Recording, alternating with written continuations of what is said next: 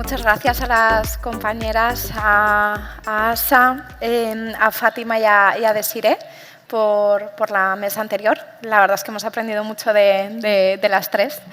Y gracias en especial a Desiree por acompañarnos, ¿no? También de esa forma tan bien acompañada en un discurso y en un conversatorio que no es fácil. Queremos continuar con una mesa en la que queremos abarcar uno de los grandes retos de la atención integral en España.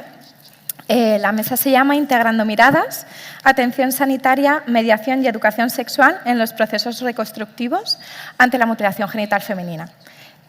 Uno de los retos que tenemos en esta mesa es poder abordar las diferentes perspectivas, los diferentes saberes y las diferentes disciplinas en las que se está interviniendo en la cirugía reconstructiva y en los procesos de reconstrucción, pero dentro de un mapa complejo, amplio, sobre lo que es la atención integral. Nos acompañan, aunque veáis solamente a dos compañeras, nos acompañan tres compañeras, una de ellas va a participar online. Entonces, dar la bienvenida y agradecer que estéis aquí. Odan Sulaman, activista, sexóloga, técnica de intervención y mediación intercultural. Muchas gracias. Sara Ray, doctoranda en Derecho por la Universidad de Oxford, profesora de Derecho en CILEX y joven embajadora de la Red Europea en FGM.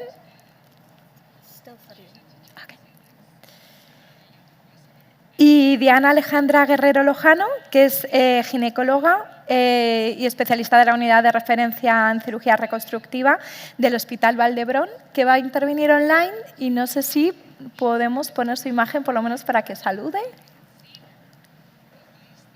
¿No? No, pero está, ¿verdad? Ay, hola, Diana.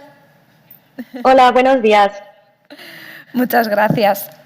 Bueno, pues agradecerte, Diana, que hayas podido estar, porque dentro de las complejidades que implica la disponibilidad para venir aquí a este encuentro presencial, pues bueno, hemos conseguido que nos buscara un hueco en online entre toda la atención y todo el día a día. Entonces, sin más, queremos empezar un poco pues desde aquí esta mesa, precisamente pues, para intentar integrar diferentes miradas, ¿no? en los procesos de la reconstrucción. También todo lo que implica en cada una de las disciplinas de las personas que participan hoy aquí en esta mesa, también qué es lo que aporta cada una de las miradas también en lo que son los procesos de atención integral e integrada, ¿no?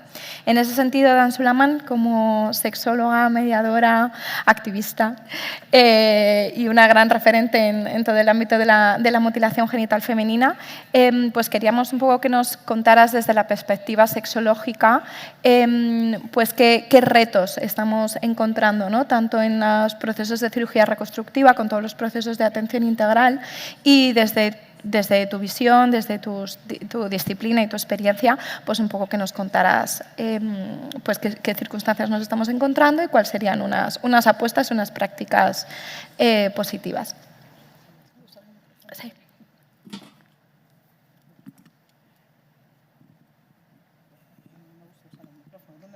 Está encendido. Antes de nada, dar las gracias a las compañeras de UNAF por querer contar también con esta visión, ¿no? O desde esta visión, ¿no? Y de hecho es que conozco mucha gente que es muy probable que yo me salte todos los protocolos de seguir el guión, así que perdonadme.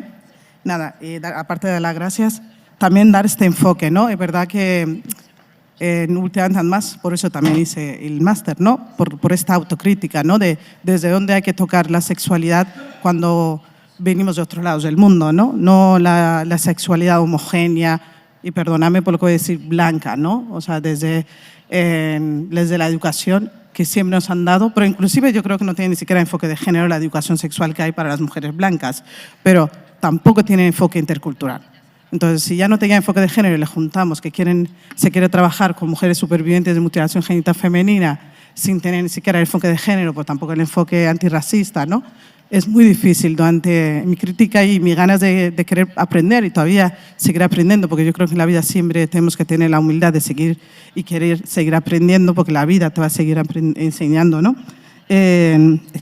Es cómo acompañar a las supervivientes o a las mujeres migradas, no solamente a las supervivientes de MUTI, pero sí en mutilación genital femenina específicamente. Estoy a favor totalmente de lo que dice Asha, de que usamos muchas siglas, así que voy a usar todo el rato mutilación genital femenina, y cuando hable de violencias de género hablaré de la que es, pero sin decir simplemente violencias de género, sino la especificar, ¿no?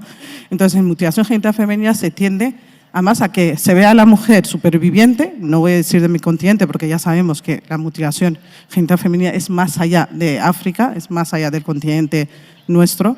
Se ve a la mujer y lo primero, sin escucharla y sin escuchar su bagaje histórico, es tú necesitas atención porque has sufrido trauma. Y eso lo he estado yo antes de formarme como sexóloga, por eso me acabé formando como sexóloga, estando como mediadora en las consultas, es cosas que he visto, cosas que he vivido, sentada al lado de una mujer que le están diciendo, pero dime, ¿te acuerdas de cuando sufriste la mutilación? ¿Eso a qué te va a llevar para trabajar con ella educación sexual? ¿Te importa que te diga ella cómo ve la educación sexual o cómo ve su sexualidad? Pero se tiende a directamente decir, hay un trauma, y puede que lo haya, pero también muchas veces son personas que no son psicólogas las personas que preguntan esta pregunta, ¿no? Directamente te voy a preguntar y te voy a meter el dedo en la llaga porque creo que para trabajar tu educación sexual tengo que hacerlo desde ahí, ¿no? Como quitar la autoridad, se dice, como quitar el derecho a que te diga ella cómo vive, o tú pensar un poco, primero que, pues como a ti también te gustaría, ¿no? Como profesional, ¿cómo te gustaría? Entonces, desde esta preocupación de ver que incluso hay mujeres que rezan dentro de la consulta cuando les están hablando de educación sexual, porque les están diciendo, ¿tú te besas con tu marido? ¿Tú te acaricias con tu marido? A lo mejor el marido del que hablas es una persona que le han hecho matrimonio forzoso, está en poligamia, o simplemente no tiene marido. ¿Por qué damos por hecho todas estas cosas sin saber el bagaje de la mujer? Simplemente porque es negra y porque pone que es superviviente. Entonces, desde ahí es como...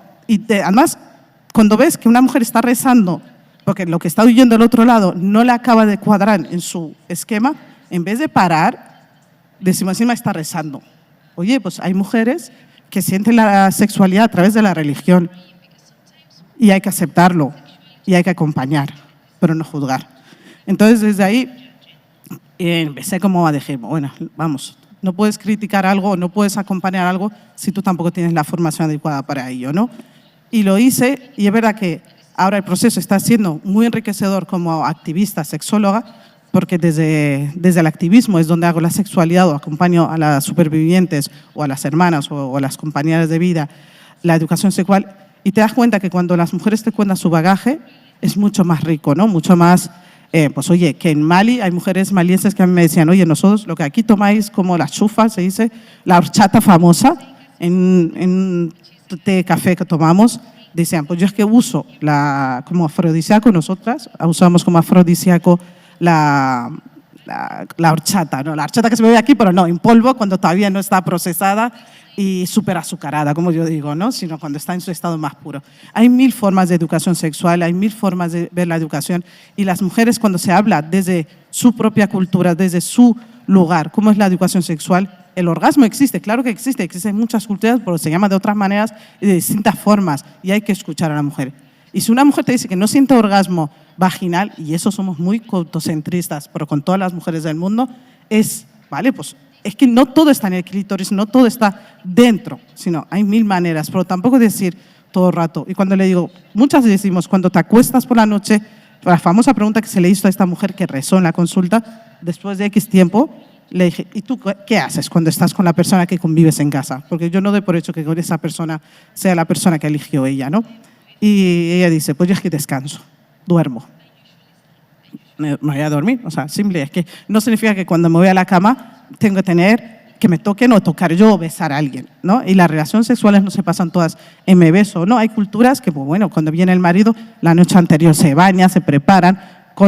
En mi tierra, las mujeres se ponen un sí abajo, así, o sea, abajo me refiero con su vestido largo, o sea, hay muchas cosas maravillosas de cada cultura que deberíamos meter dentro de la educación sexual, pero como no escuchamos a la otra mujer, no escucha, pero eso siempre ha pasado con las mujeres, y depende de donde seas en el mundo, es como te voy rebajando, ¿no? Te voy bajando un poco, pues con la educación sexual pasa mucho.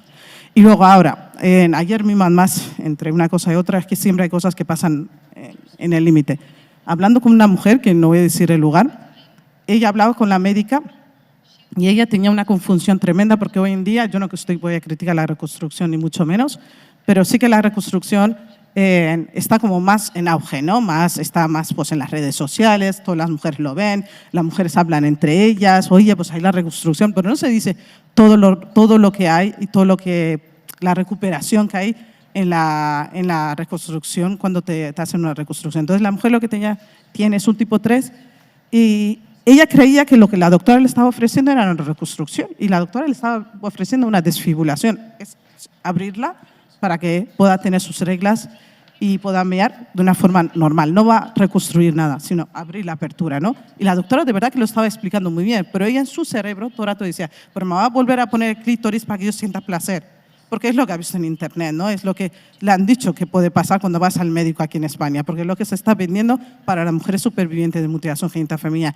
No se está vendiendo la otra parte, ¿no? La otra parte de que incluso hay mujeres que no quieren un acompañamiento psicológico, simplemente quieren una educación sexual.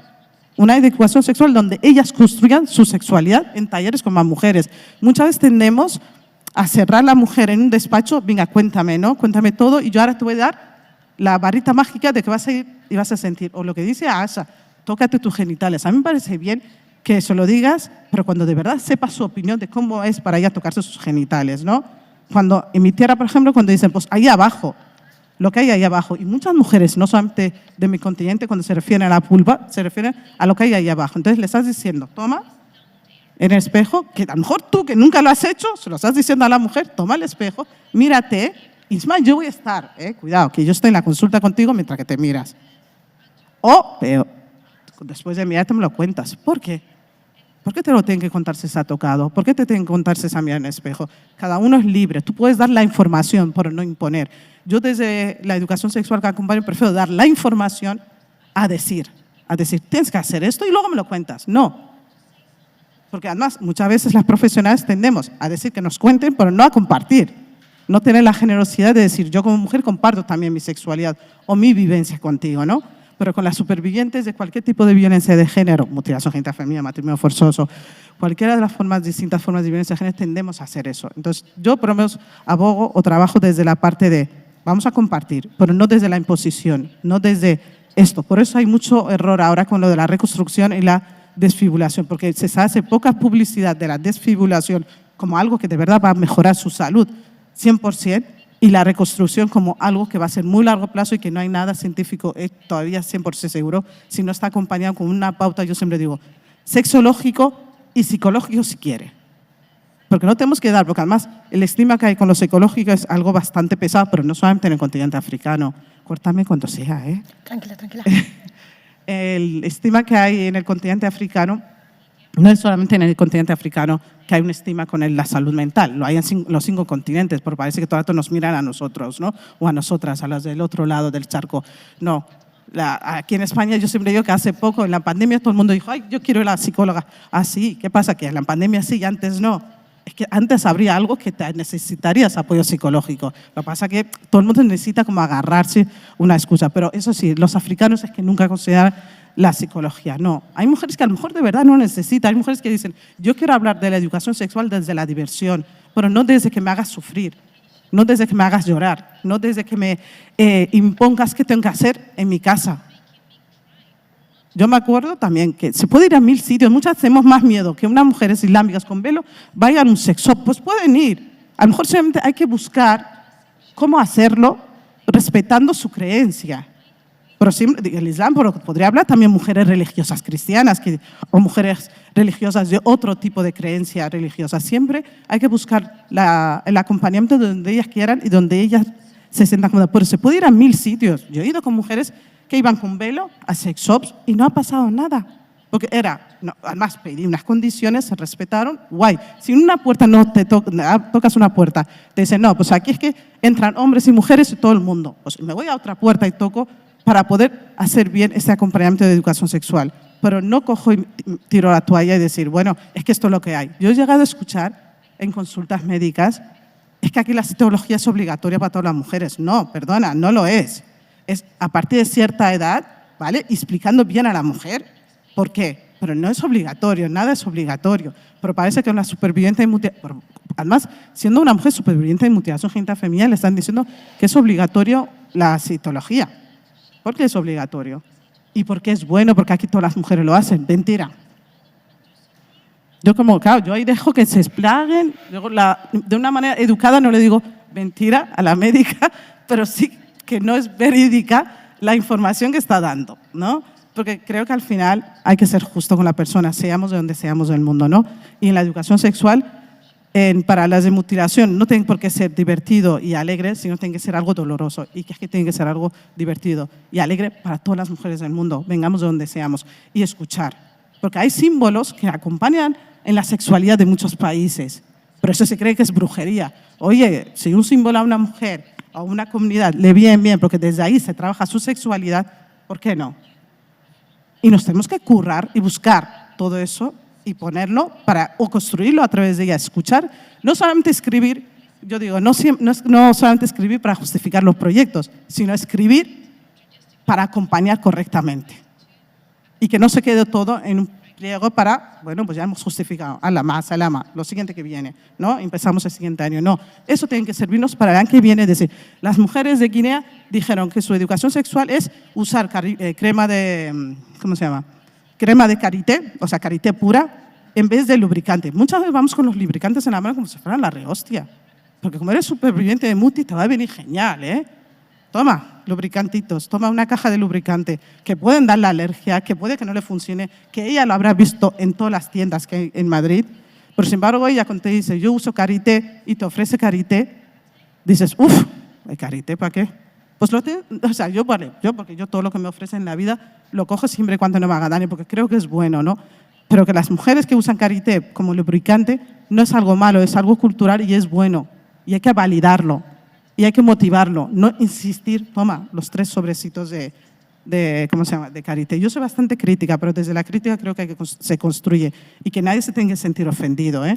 O sea, igual que la reconstrucción, creo que la que lo quiere, con información, con apoyo, con todos los acompañamientos necesarios antes que ella pida, no los que le impongamos, porque ella a lo mejor pide el acompañamiento psicológico solo o solamente el sexológico. Y luego ya se repiensa la reconstrucción. Pero no podemos todo el rato decidir por la otra persona, ¿no? Y creo que en la educación sexual muchas veces se habla decidiendo por la otra persona, por todo, pero desde la educación sexual más y a la supervivencia y mutilación genital femenina más.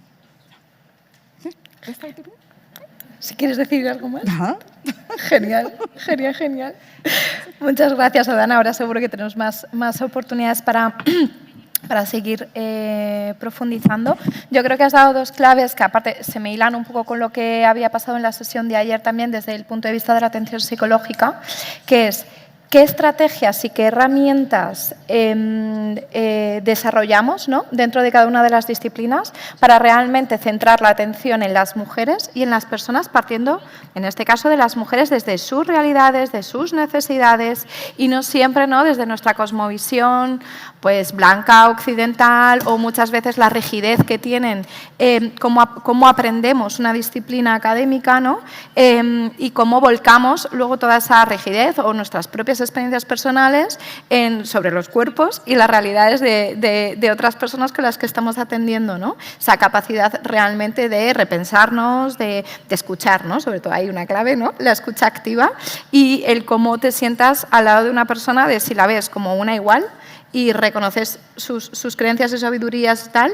o asumes, ¿no?, una serie de cuestiones y las proyectas encima de ella, ¿no? Entonces, Yo creo que es clave todo lo que has comentado y también destacar como este punto de decir cómo nos acercamos luego a los recursos públicos, ¿no? Cuando nos acercamos a una unidad de referencia tenemos que saber, que ahora lo iremos viendo, en España tenemos unidades de referencia donde se está haciendo identificación, si eres superviviente o no de mutilación genital femenina, el tipo de mutilación genital femenina y una valoración a nivel clínico, ¿no? de las consecuencias a nivel genitourinario. Por otro lado, en esas unidades de referencia de repente se puede acceder a un proceso de desinfibulación, ya sea en la unidad o no, en el caso de que alguna mujer tenga infibulación y quiera desinfibularse. Y luego están los procesos de reconstrucción, ¿no? O sea, creo que hay todo un campo, todo un escenario de posibles atenciones que muchas veces pues, no aportamos esa información suficiente, ¿no? En ese sentido.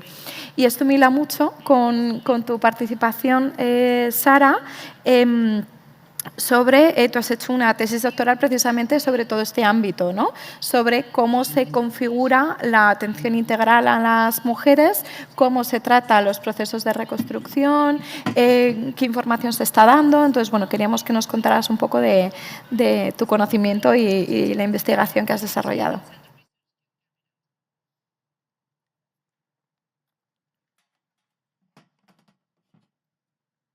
Hello. Hola.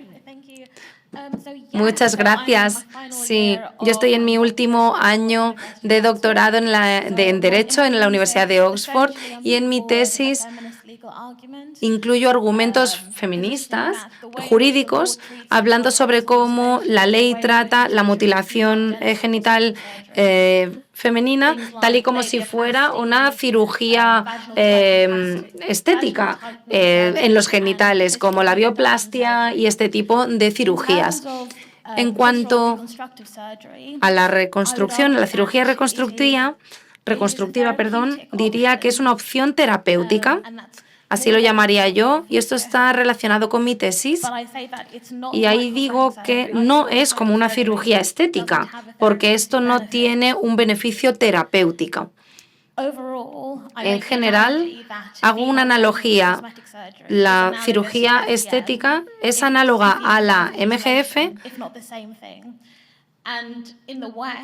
Y en Occidente parece que hay una afirmación muy controvertida, que se les dice a las mujeres que han pasado por la bioplastia y se les dice que han podido ser víctimas de mutilación genital femenina.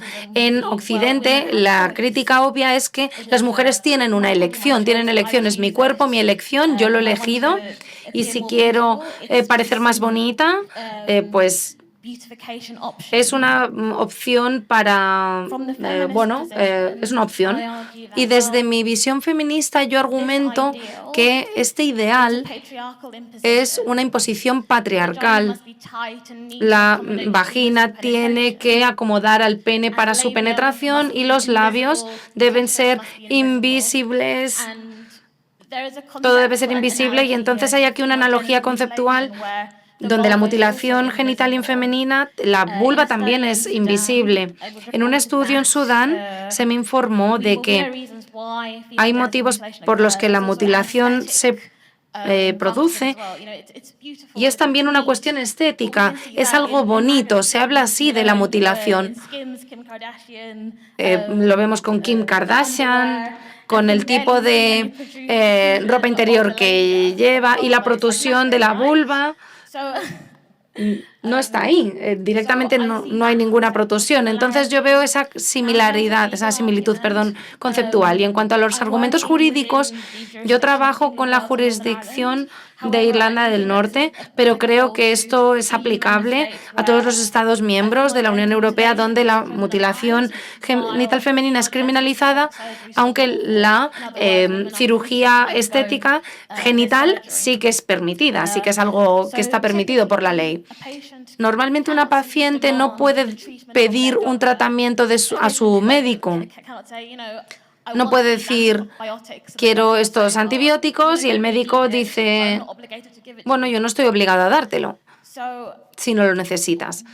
Entonces, lo que me choca es que aunque la cirugía estética en general sea un negocio privatizado, algunos cirujanos dicen que están realizando con un deber de cuidado ofrecer este tipo de servicios, que lo hacen por un cuidado. Y entonces en la ética médica creo que estos principios se aplican a muchos espacios. Tenemos autonomía, respetar la autonomía del paciente, no hacer un daño al paciente y la beneficencia, es decir, hacer un bien al paciente y justicia. Esos son los principios rectores. Hay otra crítica académica sobre si esto se solapa o no, pero en mi argumento yo busco el elemento de no dañar. Y algunos cirujanos dicen, bueno, por ejemplo, en la labioplastia, muy recientemente, esto ha sido prohibido en el Reino Unido recientemente. Antes de prohibirlo en 2020, yo leí artículos donde las clínicas privadas en Inglaterra ofrecían este tipo de cirugías estéticas y algunas mujeres decidían que querían mejorar mi vida sexual y quiero darle a mi compañero una experiencia virgen. Se hacían este test de virginidad. La virginidad en Occidente, bueno, pero eso es algo que se permite como un empoderamiento. Y si hablamos del contexto de la mutilación genital femenina o de la infibulación, donde básicamente estás evitando que las mujeres tengan relaciones aparte de su marido o su futuro marido, lo que encuentro interesante es que en el Reino Unido esto es una violencia contra estos conceptos y creo que son conceptos que no son muy útiles porque decimos que esto ocurre con esta comunidad concreta, en mi religión concreta y yo lo que digo es que lo que une cómo vemos a las mujeres que pasan por esta cirugía estética es una experiencia similar al de las mujeres sometidas a mutilación. Lo que une a estas dos mujeres, es que estamos bajo la coacción o la influencia del patriarcado, porque son demandas patriarcales.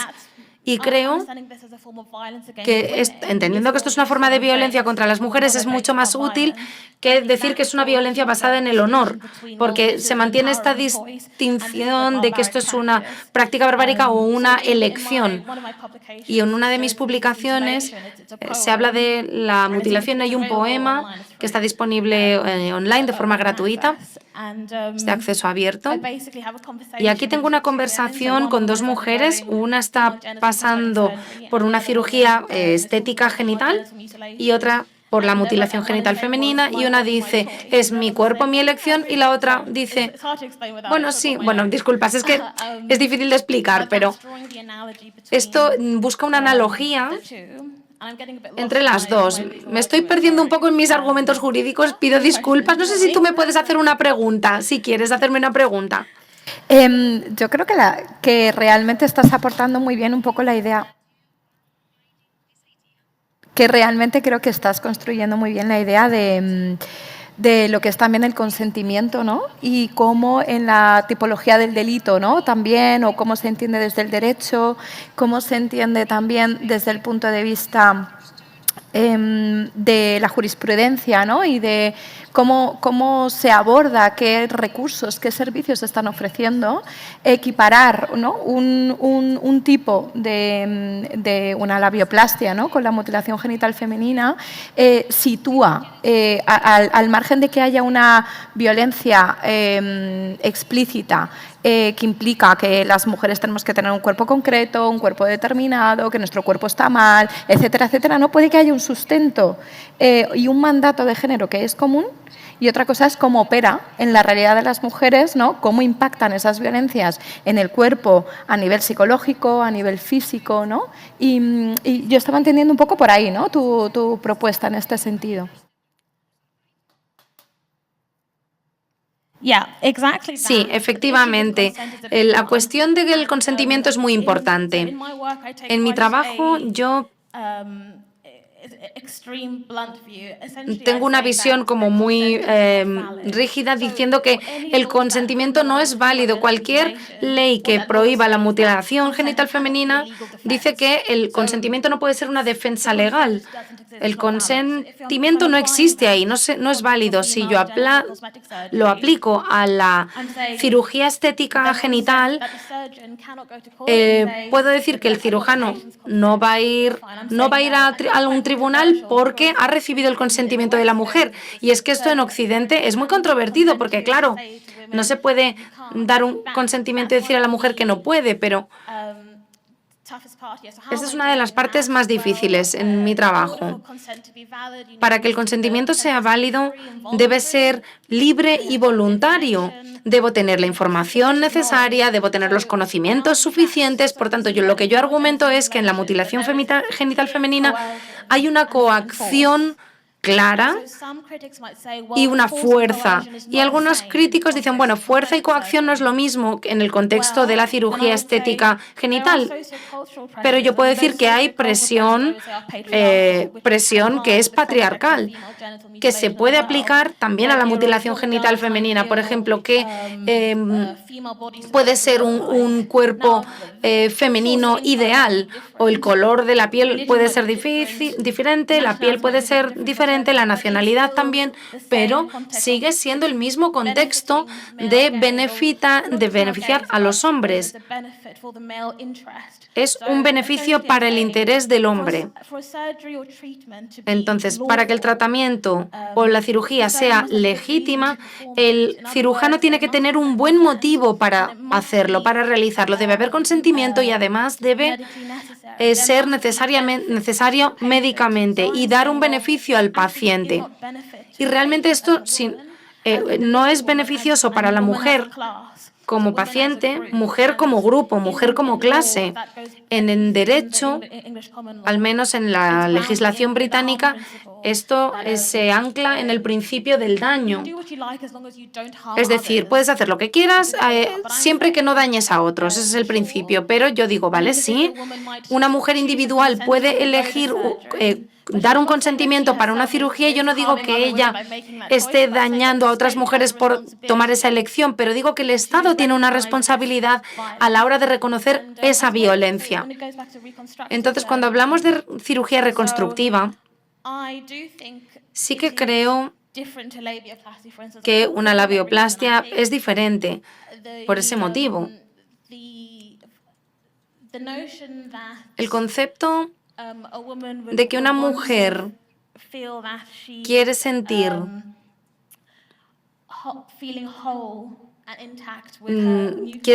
que es plena con su nuevo clítoris parece algo más beneficioso, individual, como una motivación de beneficio, que en retocarse los labios porque te parece que son feos, porque eso es un concepto patriarcal lo que hay detrás.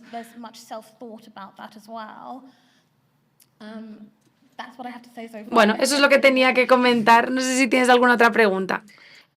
Me parece que nos has dado un escenario maravilloso y has puesto encima de la mesa grandes debates, ¿no?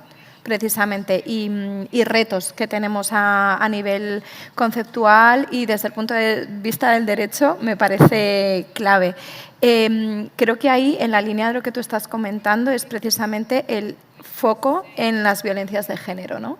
No es lo mismo tratar desde el punto de vista de las violencias de género una violencia sufrida, no elegida, impuesta, ¿no? Y ahí en la línea de lo que tú comentabas, la idea del consentimiento también me parece clave dentro del ámbito de los matrimonios forzados, de los matrimonios o concertados forzados. La idea del consentimiento al margen va más allá de que tú tengas 16 o 18 años, ¿no? Se trata más bien de qué pasa si digo que no. ¿Cuáles son las consecuencias de decir no? ¿Cuáles son las consecuencias de no seguir el camino que culturalmente, socialmente o familiarmente se está pautando? Ahí es donde está la coacción. La coacción no hace falta que sea una amenaza explícita diciendo, bueno, si no lo haces te pasa esto, ¿no? Sino que es un contexto de coacción constante a nivel social, comunitario, que es el ámbito, ¿no? Ahí un poco desde donde también influye. Yeah, absolutely. Like those kind of Justamente.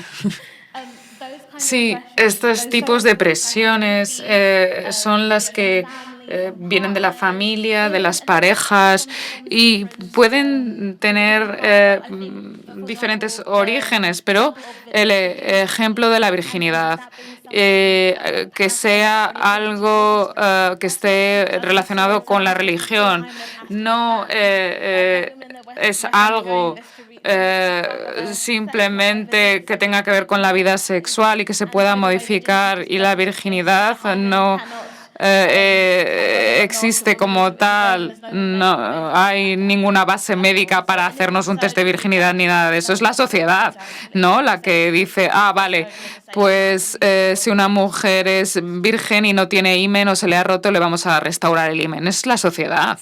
Efectivamente, sí, los mandatos de género, ¿no? Hecho cuerpo, literal, ¿no? El cómo nos afectan. Pues muchísimas gracias, Sara. Luego seguiremos conversando si quieres. En esta línea, Diana, creo que te tenemos aquí en online. Pues Diana, queríamos seguir compartiendo contigo. No sé si me estás escuchando, que se solapa un poco.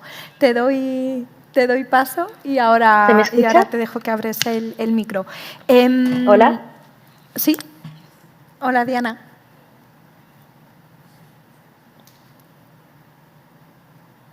¿Sí?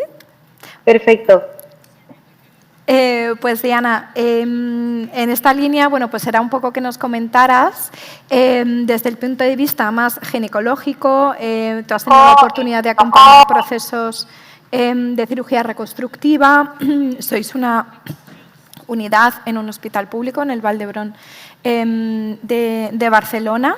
Sé que no lleváis mucho tiempo con esta unidad, pero también me consta, ¿no?, que habéis podido también compartir experiencias con un montón de unidades que llevan más años en España. Entonces, que nos comentarás un poco pues, vuestra experiencia en la atención integral a las mujeres, hasta dónde podéis llegar, hasta dónde no, qué situaciones os encontráis y un poco qué retos abarcáis tanto en la identificación de la mutilación genital femenina, los procesos que podéis ofrecer, desde el punto de vista de la atención clínica médica. Cuando quieras, Diana. Bueno, buenos días. Comienzo la intervención. Muchas gracias por la introducción. Sí, yo soy la doctora Diana Guerrero, soy parte de la unidad multidisciplinar de reconstrucción de mutilación genital femenina del Hospital Vall d'Hebron. Es una unidad que lleva prácticamente un año instaurada en nuestro hospital. La unidad actualmente... Perdón, es que tengo que manejar las dos presentaciones, lo siento.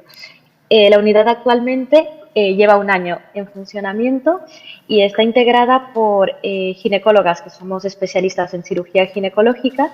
Tenemos también una ginecóloga con formación en sexología, tenemos el apoyo de cirugía plástica y una enfermera especialista en curas.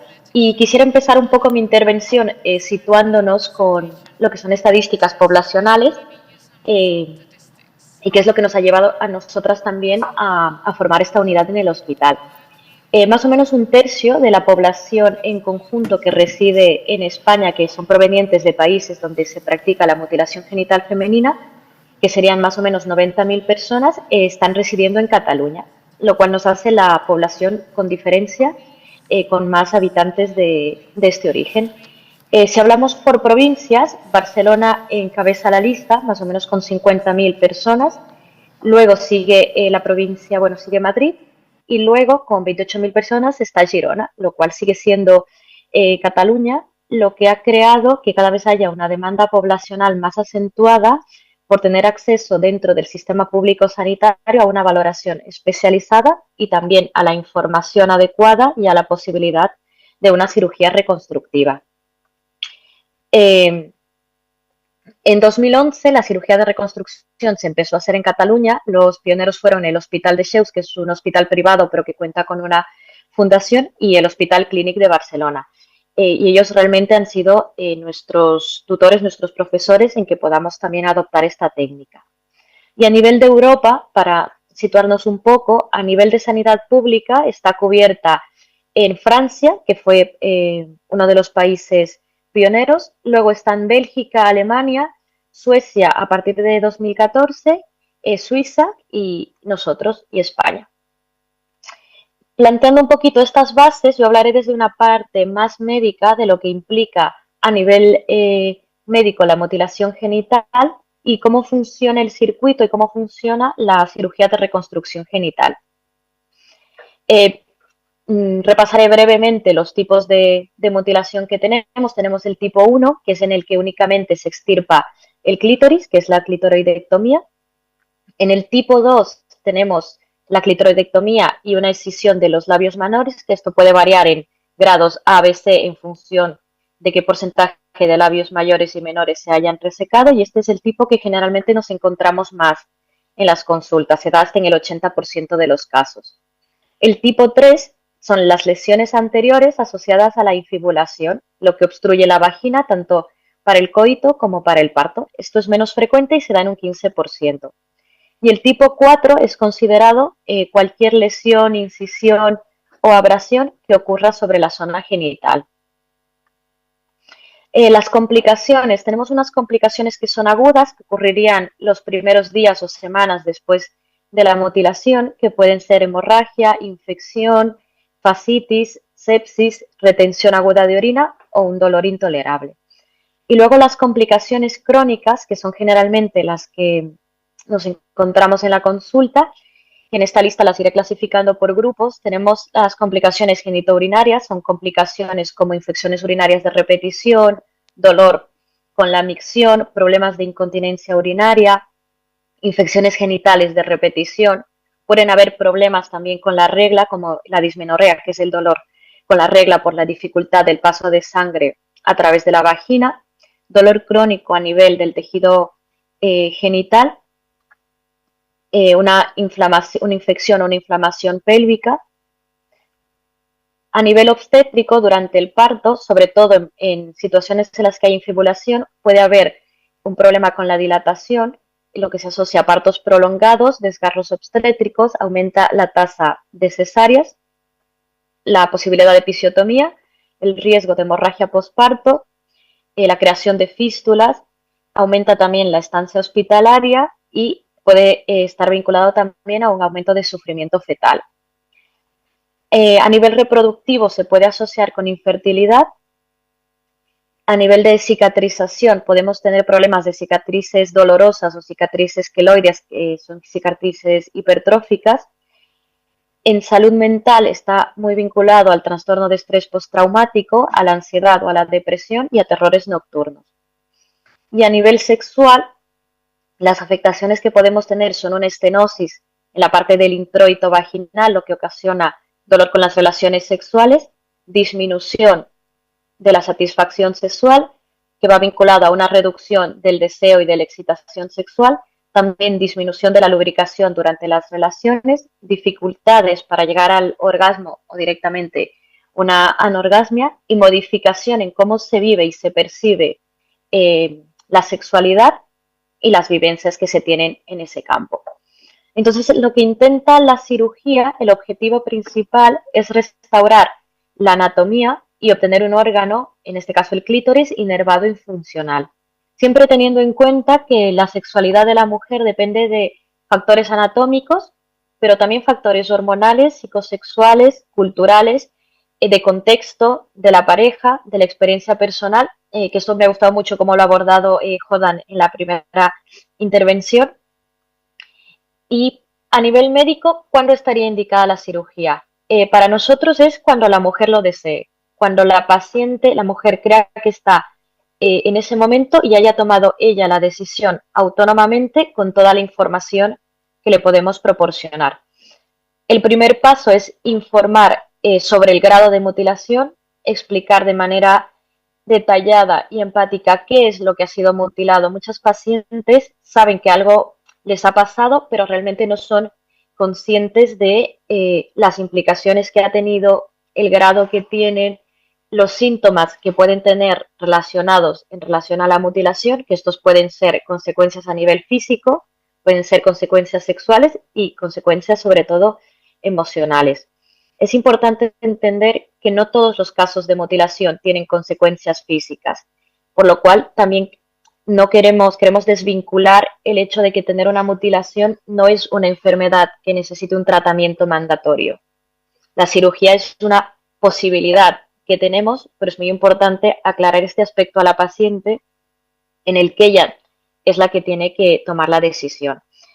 La cirugía lo que busca es corregir las secuelas y puede estar más recomendada en casos donde haya dolor o imposibilidad con la penetración, una infibulación que condicione problemas durante el parto o que directamente impida la posibilidad de embarazo en una paciente que desea quedarse embarazada, cicatrices que sean crónicas o dolorosas, casos en los que hayan infecciones de repetición y para mejorar la vida sexual.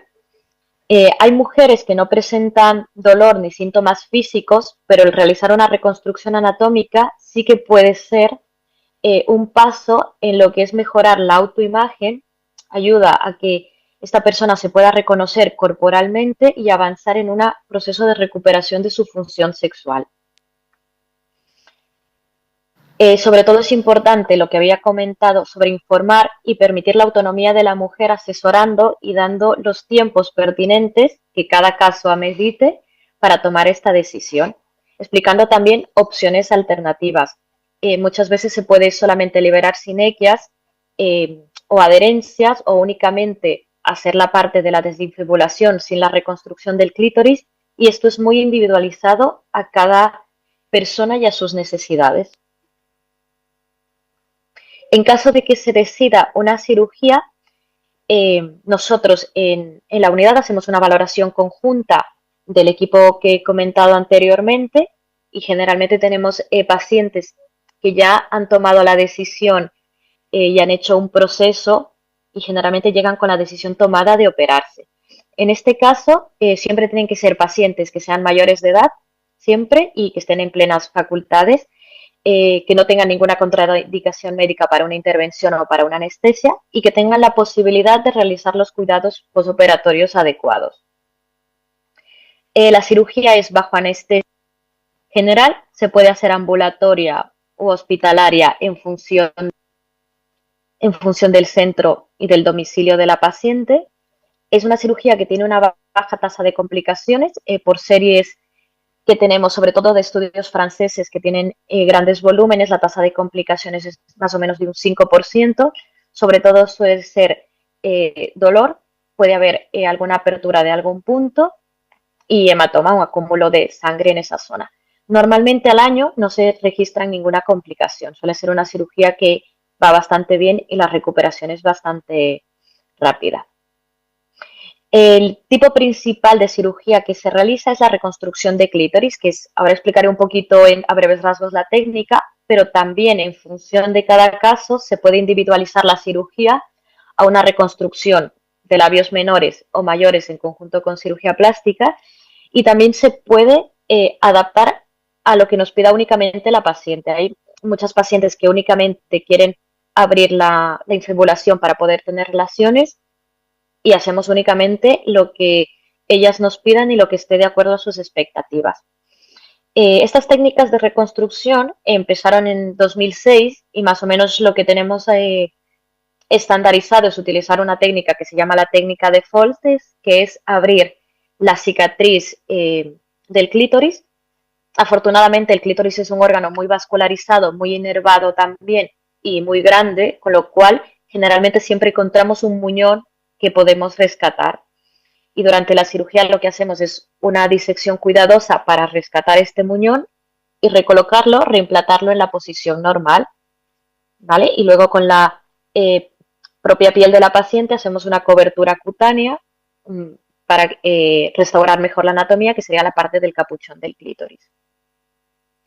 Es una técnica que es simple, que se puede reproducir en diversos centros. Generalmente nuestras pacientes se van de alta al día siguiente. La sensibilidad de la zona se suele recuperar más o menos en 4 semanas y sí que necesitamos un tiempo de 2 meses luego de la cirugía para que todo epitelice y la paciente pueda empezar a tener relaciones sexuales. En cuanto a evidencias que tenemos sobre la técnica y sobre la cirugía de reconstrucción, haré un breve resumen de un estudio francés que salió en 2010, que se hizo en Burkina Faso, que tienen una serie muy grande de 94 casos de pacientes. Y me gusta mucho esta serie porque habla un poco de todos los enfoques. Nos habla de que el principal motivo para solicitar la reconstrucción fue la anorgasmia, seguido del dolor con las relaciones sexuales, y en un cuarto de las pacientes, un 25%, lo que ellas querían era la restauración de la anatomía del clítoris para mejorar la autopercepción. Las pacientes normalmente se informaron por medios de comunicación, la gran mayoría de ellas, y por profesionales sanitarios. Solamente un 25% de estas pacientes habían descubierto lo de la cirugía y tomado la decisión a través de un profesional sanitario.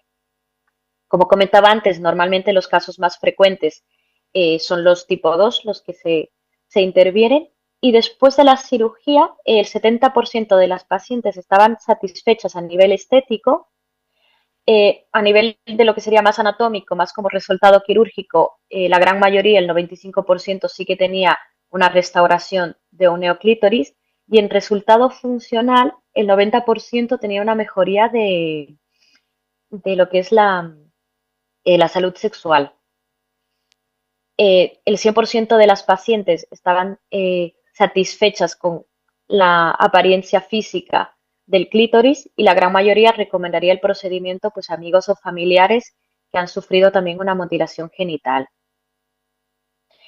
Con lo cual la cirugía, además de recuperar el, el órgano que se ha perdido, puede brindar el acceso a una sexualidad más satisfactoria, y también puede ayudar a las pacientes pues a reconstruir esa parte que en algún momento les fue arrebatada.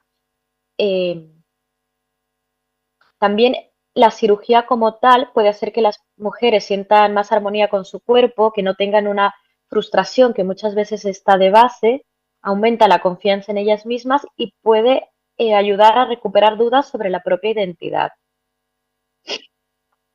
Sobre todo en cuanto a la cirugía, creemos que es muy importante que haya un abordaje sexológico y psicológico antes y después del proceso, porque la cirugía restaura lo que es anatómico y lo que es funcional, pero como he comentado antes, la sexualidad es un entorno mucho más global. La cirugía reconstructiva puede ayudar también a lo que es restaurar la parte de feminidad, la parte estética, y también a pues, ampliar posibilidades en lo que es la vida sexual de la paciente. Como había comentado, es una cirugía que lleva complicaciones menores, que es una cirugía que es reconstructiva, que no es estética, en el cual la dimensión psicológica es bastante significativa. Y, perdón, para concluir, pues quisiera comentar que tiene que ser con un abordaje multidisciplinar, desde que la paciente se lo plantea hasta un seguimiento posterior, abordar todas las dudas que se puedan tener de la cirugía, resolver mucho las expectativas de cómo va a ser el resultado posterior, qué cambios pueden haber, qué se puede notar, ser muy claro y saber que estamos en sintonía con lo que ella espera, ser claros y empáticos al dar la información, individualizar cada caso en función de las necesidades de las pacientes. No todas las pacientes están listas para una cirugía de reconstrucción, no todas la quieren, y en eso tenemos que pues, trabajar de forma individualizada en cada línea. Emplear mediadores culturales, si lo podemos, que muchas veces facilitan mucho más el diálogo, tanto a nivel de barrera idiomática como en todo el conjunto, que muchas veces igual no podemos llegar nosotros como profesionales sanitarios, y garantizar una información adecuada para que las mujeres puedan acceder desde un nivel de atención primaria a la información, a la valoración adecuada, y que luego puedan tener un centro de referencia en el cual se pueda realizar o se pueda informar sobre la cirugía. Y sobre todo entender pues, que la cirugía es una alternativa reconstructiva, pero que todo el proceso de reconstrucción es un proceso mucho más gradual y mucho más multifactorial. ¿Vale? Y en principio, pues, esta sería un poco un resumen de cómo funciona la cirugía y lo que estamos haciendo.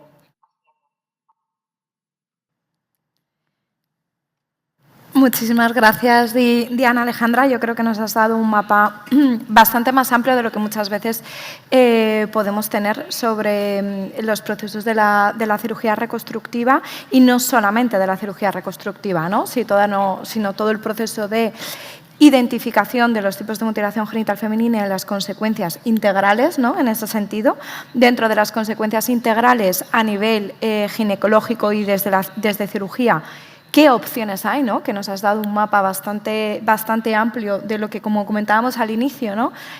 Muchas veces tienen las mujeres de cuál es todo el panorama que puede ofrecer desde la ginecología en los procesos de atención, y también un poco lo que comentabas, ¿no? Toda esa triangulación también con el resto de recursos, ¿no? La importancia del acompañamiento sexológico, psicológico, pre, durante y post, y toda esta parte, ¿no? Un poco también de la reparación mucho más allá de la cirugía, y una vez más centrado mucho en cada mujer y en cada persona, ¿no? Que yo creo que eso también es clave. Yo creo que nos has dado un mapa bastante amplio que nos ha ayudado a construir en ese sentido una visión más general. No sé si hay alguna pregunta del público que queréis comentar.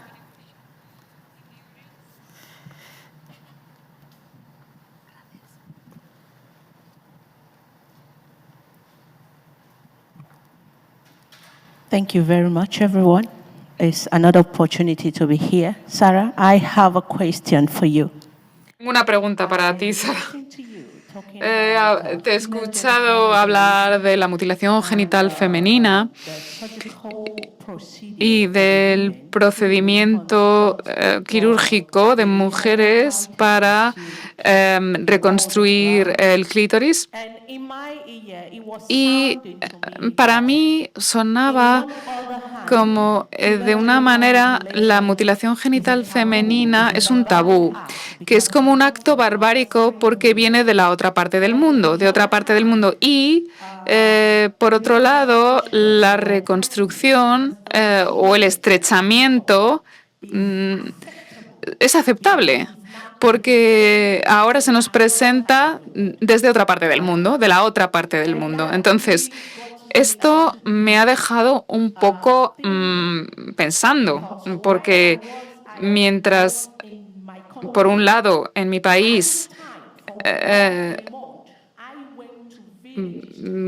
yo he visitado a muchos pueblos, y de hecho hay poblaciones y pueblos en mi estado que se llama Uburu. Se llama Uburu porque allí se practica la mutilación.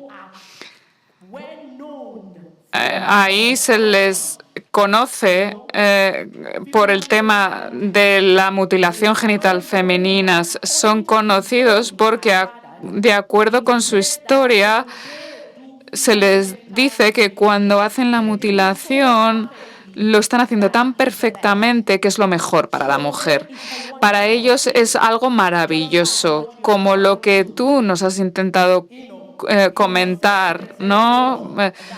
De que en la otra parte, lo del estrechamiento, la reconstrucción o la extracción de la vagina que las mujeres no quieren, se acepta desde el punto de vista médico porque viene de la otra parte del mundo, de la parte del mundo buena. Pero donde yo vivo, donde yo pertenezco, donde se hace la mutilación, pues estamos haciendo una violación de derechos humanos, o más que eso, somos unos pueblos bárbaros, y las mujeres que la practican con la información que tienen también tienen esta ideología en su cabeza, que la razón por la que lo hacen es para hacer que las mujeres sean más guapas y tengan más bellezas, digo la mutilación, y también para la preservación de los genitales de la mujer. Entonces, la pregunta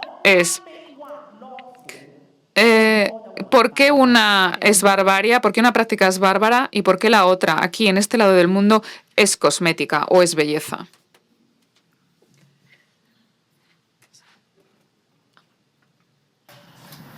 Thank you so much. Is it on? Muchas gracias. Gracias. Es una pregunta muy buena. Y realmente es que la tesis doctoral que estoy haciendo realmente se centra en esta pregunta. Como has dicho tú perfectamente, parece que existe esta analogía de que el embellecimiento puede haber pequeños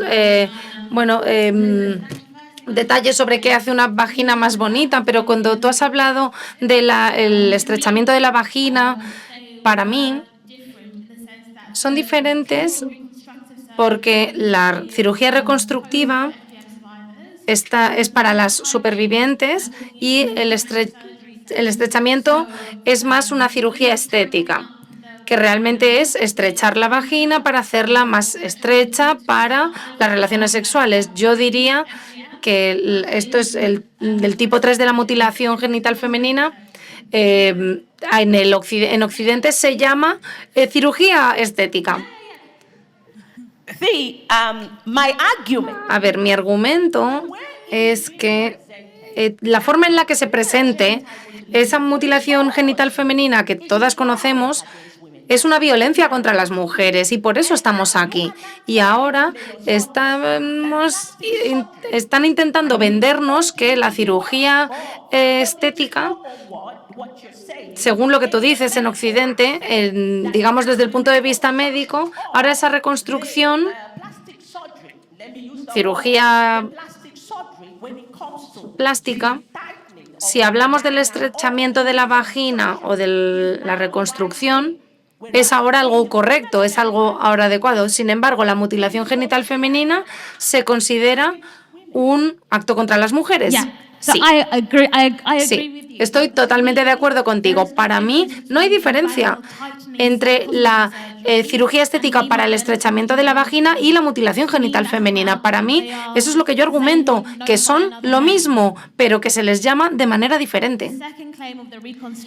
La segunda reclamación de la cirugía reconstructiva, bueno, yo es que he leído cosas así muy chocantes de tribunales médicos, etcétera, que hablan de la eficacia de la cirugía reconstructiva y que la cirugía estética puede ser similar si se quiere mejorar la respuesta sexual femenina y todavía no estamos seguros de ello, y que puede ser un atributo físico o se le asigna un atributo físico, pero yo diría que esta cirugía reconstructiva es más beneficiosa para las mujeres porque la superviviente de mutilación no ha elegido ser mutilada, pero sí puede elegir. Está tomando sus propias decisiones sobre su clítoris, digamos. Y creo que esto es un concepto diferente. Estoy de acuerdo en que la cirugía para el estrechamiento de la vagina, la labioplastia, todo eso es una decisión, pero es mutilación genital femenina. Estoy de acuerdo. Pero en la cirugía reconstructiva... Okay.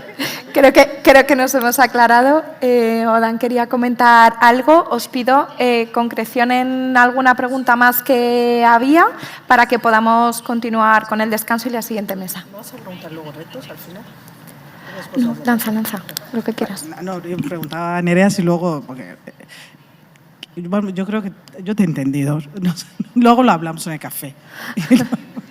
Pero creo que sí que está diciendo que es un mandato del género al final, ¿no? Al final esto no está diciendo ya que no es una violencia, es lo que he entendido yo, o me estoy equivocando yo mucho, sino que es un mandato del género. Lo que pasa es que, bueno, lo disfrazan de otra manera y tienen unas herramientas jurídicas que lo defienden de otra manera. Es lo que he entendido así en lenguaje suave, ¿no? En lenguaje jurídico, así que bueno.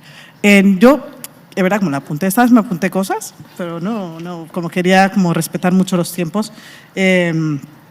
Primero, a la compañera, a la ginecóloga Diana, sí que totalmente de acuerdo con lo que ha dicho, solamente que quería hacer un inciso, porque cuando hablamos de mediación intercultural muchas veces yo soy mediadora intercultural formada y no hablo todos los idiomas de los países practicantes de la mutilación genital femenina. Y muchas veces en la consulta he estado yo como mediadora, hemos cogido una compañera intérprete y traductora y luego la profesional sanitaria o social, ¿no? Bueno, nosotros también estamos en el mundo social, o psicóloga, me refiero.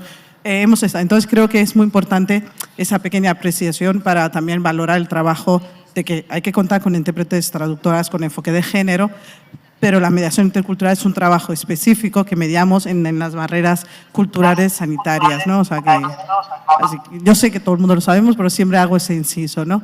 Y luego, el gran reto para mí en la educación sexual, y que se fue Lucía, la periodista, es primero el enfoque que dan, que lo has dicho muy bien, en Aisha, pero sobre todo cuando se habla de mutilación genital femenina, siempre es como la gente o en nuestros entornos al final percibe como que la mutilación se hace y las que secuelas es la parte sexual, ¿no? La sexual y todas las infecciones. Entonces, cuando conoces, cuando ves cómo se dan las noticias y luego la gente de tu entorno dice, claro, la mutilación se hace, pero la mujer lo que pierde es las ganas de tener sexo, es la contestación, porque es lo que al final se transmite por los medios de comunicación, ¿no? Afecta a su salud sexual y reproductiva, la gente se queda con la sexual, ¿no? Y chimpún, catapún. Entonces yo creo que estaría bien, pero el reto para mí es que no nos olvidemos de las jóvenes que están creciendo aquí, que son supervivientes de mutilación genital femenina, que hay que empezar a tener las pautas pedagógicas para poder acompañarlas, no siendo un objeto de estudio, sino un objeto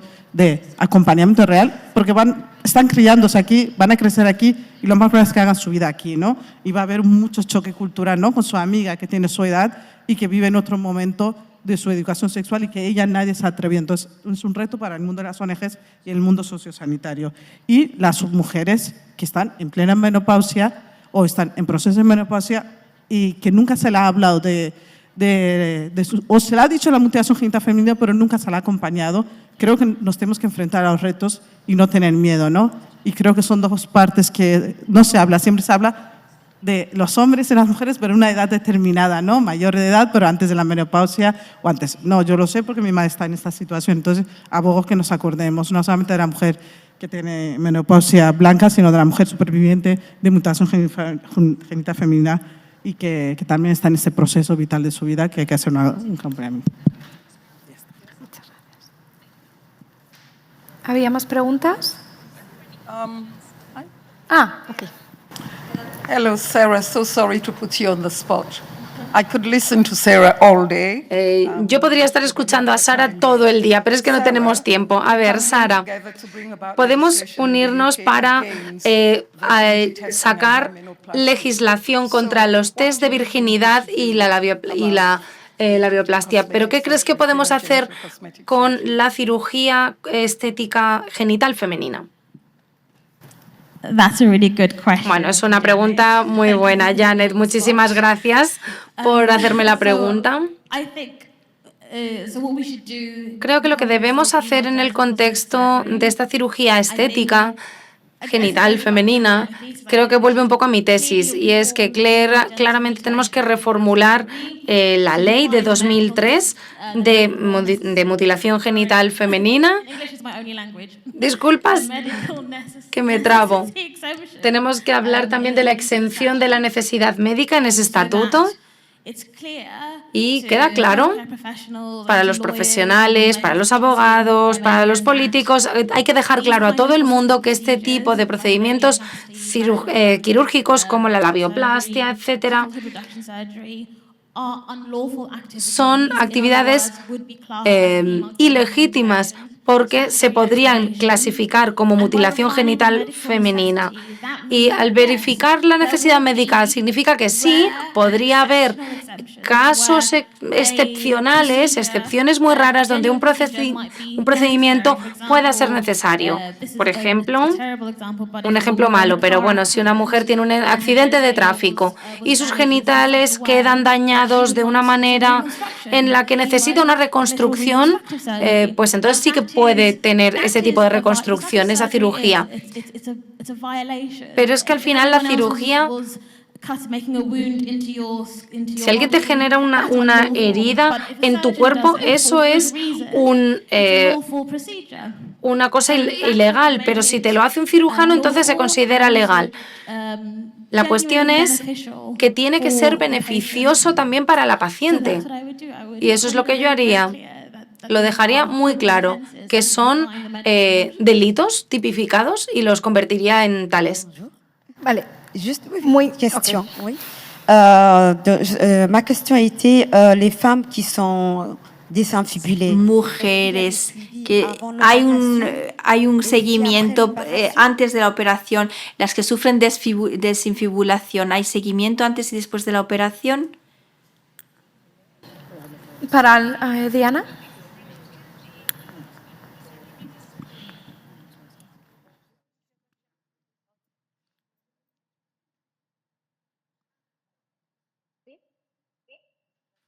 Sí, Nerea, ¿me puedes traducir la pregunta? Diana, ¿puedes silenciar la otra? Vale. ¿Has podido...? No. Yo creo que pasamos a la siguiente pregunta y ahora vemos si podemos hacerle la consulta a Diana. También era para Diana, así que... Vale. Pero se la puedo hacer, me escucha y se la va repensando. Simplemente que en otras partes de España... Uy, se oye con el eco. Si hay más unidades como la que tenéis vosotros en otros hospitales de referencia, no sé si conoces. Y luego también, en el caso de que no lo hubiera, si hay alguna manera de derivar a estas mujeres desde otras comunidades autónomas a vuestro hospital de referencia y simplemente el protocolo de cómo se derivan esas mujeres a vuestro hospital. O sea, cómo os llegan, quién os las mandan desde la médica de cabecera, las psicólogas también os las pueden a lo mejor hacer una coordinación. Simplemente como el procedimiento también de cómo os llegan a vosotras. Muchas gracias. Si hay alguna pregunta más, la recogemos. Tenemos otra online para Diana, así que vamos a recoger las tres y...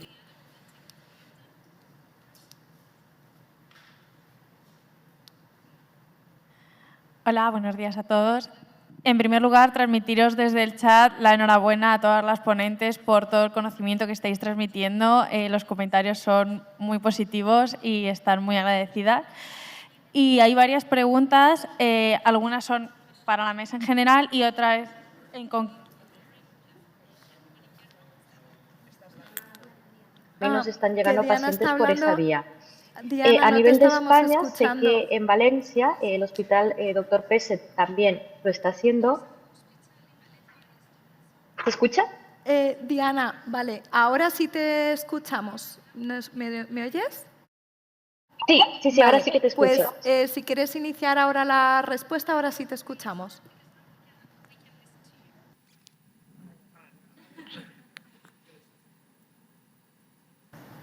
Estaba comentando que nosotros, las pacientes, nos llegan, intentamos que nos lleguen derivadas de atención primaria de sus ambulatorios, porque es la forma en la que se puede establecer mejor el circuito.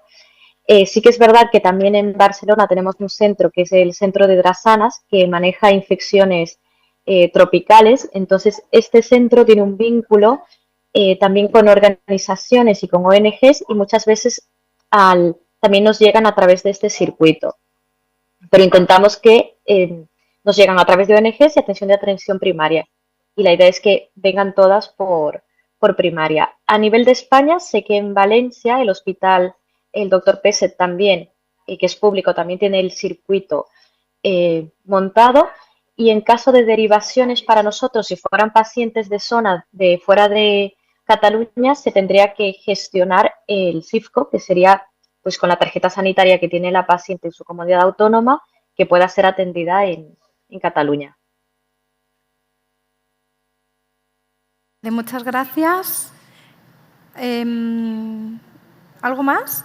Hay una pregunta muy breve de parte de María del Mar Pastor Bravo para Diana, que pregunta cuántos pacientes habéis atendido hasta ahora en la unidad y si también estáis recogiendo datos sobre las necesidades de acompañamiento y las mejorías en la función sexual, autoestima, tras la cirugía de reconstrucción.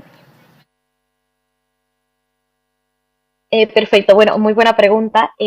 Como comentaba, nuestra unidad lleva más o menos desde 2024, llevamos un año. Tenemos 4 pacientes que hemos operado en el centro y sí que hacemos un cuestionario en cuanto a lo que es calidad de vida y función sexual. Intentamos que sea antes de la cirugía, al mes, a los 6 meses, para tener recopilados los datos.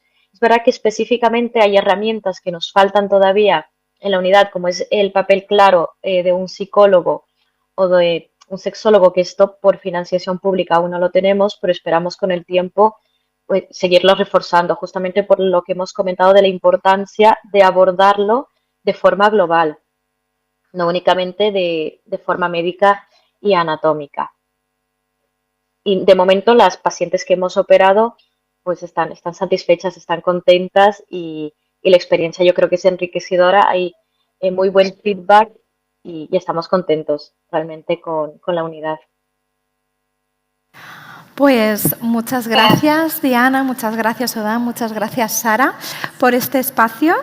Simplemente destacar como cuestiones claves el abordaje centrado en las mujeres y en sus necesidades desde un punto de vista decolonial y antirracista, con recursos de mediación intercultural y con un acompañamiento en el que vayamos más allá de lo que a priori se puede ofrecer de los recursos públicos, sino que demos un mapa bastante más amplio y generar un poco la línea de lo que estabais destacando. En respuesta también a parte de las cuestiones que han ido consultando, decir que la atención integrada en España sigue siendo un reto. Integrar los procesos de diagnóstico e identificación de la mutilación genital femenina y un amplio mapa de recursos que se puedan ofrecer también a nivel sanitario, en el que incluya pues, toda esta batería, ¿no?, de posibles respuestas que estaba comentando Diana también desde la ginecología, no es una realidad actual. ¿Vale? No es una realidad que se está garantizando ni en todos los territorios, ni en todas las comunidades autónomas, ni es una realidad para las mujeres, ni se está informando de toda esta batería de respuestas posibles. Otra parte de la realidad es que no está habiendo un acompañamiento sexológico, psicológico, social, sanitario, acompañado, integrado, coordinado, desde el primer momento en el que a una mujer se le identifica la mutilación genital femenina hasta cualquier punto en el que quiera seguir siendo atendida por cualquier recurso.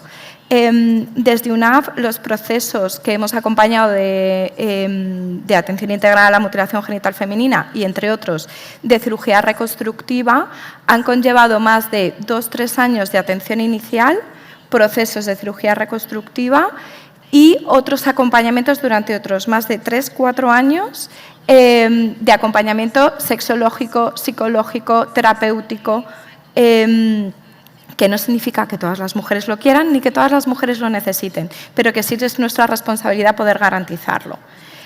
Desde ahí, pues esto es un llamamiento a una reivindicación de ofrecer garantías en los procesos de atención, que incluyan todos los recursos posibles, todo el sistema público posible, pero que integre todas las esferas que requiere la atención a las violencias de género para las mujeres. Y en este caso, para la mutilación genital femenina, pues todo el escenario y todo el corpus de profesionales que hacen falta en esta labor.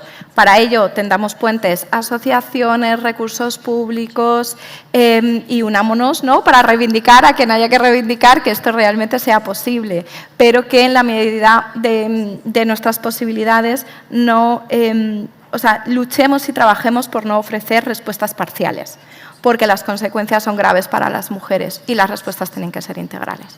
Así que nada, vamos a un descanso muy breve de 15 minutos, acortamos el descanso para dar tiempo al resto de compañeras. Muchas gracias.